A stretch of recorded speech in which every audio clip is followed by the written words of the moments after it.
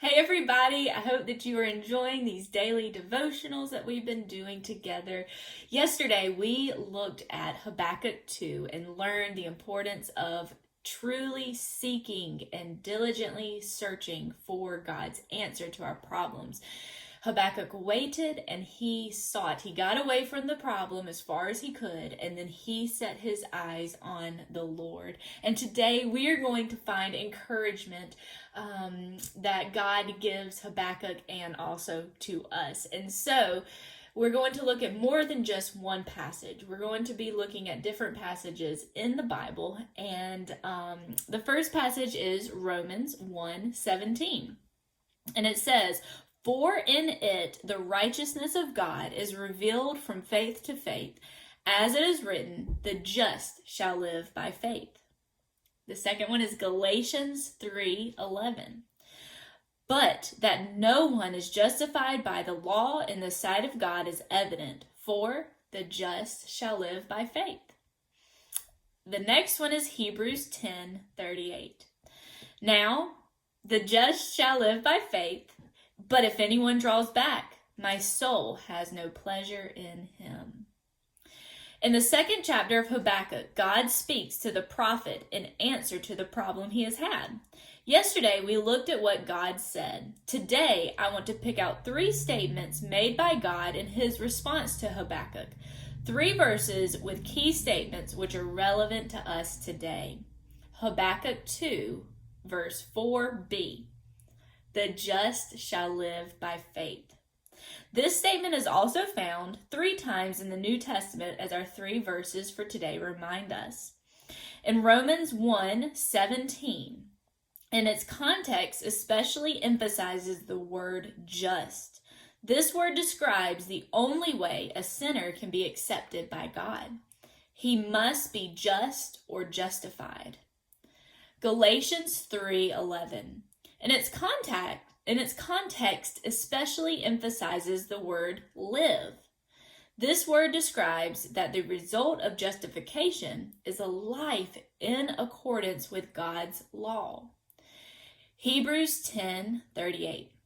In its context and in the following chapter especially emphasizes the word faith.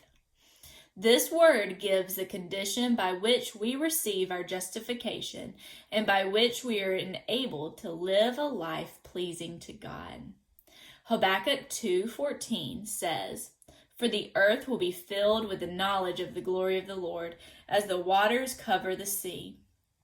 In the midst of darkness, sin, problems, and worries, the prophet and we ourselves are given an assurance that God is in control and that there is a wonderful day coming when there will be no more sin, death, evil, or separation. But instead, the whole earth will be filled with the knowledge of God and be filled with his glory, which is the sum of all his attributes. And we can look forward to that day. Habakkuk 2, verse 20 says, "But the Lord in his holy temple, let all the earth keep silence before him." The prophet receives a final 2-fold reminder, which is even somewhat of a rebuke. Believe God is in his holy temple. He is in control. He is sovereign. No matter what happens, he is there in charge of the whole universe. Be quiet. One of the most difficult things for us to do is be silent. We should not complain, worry, or fret. Because he is in control, we can be at peace. Isaiah wrote something similar in Isaiah 30, verse 15. "And quietness and confidence shall be your strength." The key word and command for Habakkuk and us is to trust God. Are you trusting in God? Are you growing and strengthening your trust in him?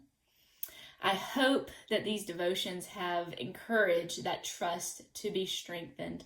And I hope that you will quietly listen to God and believe what he says and trust that he will take care of everything that is going on. He will take care of your problems. But remember that he answers prayer, yes, no, and wait. So even if he answers your prayer, your problem with a no or a wait, those are kind of negative answers, it's still an answer and we still need to trust God.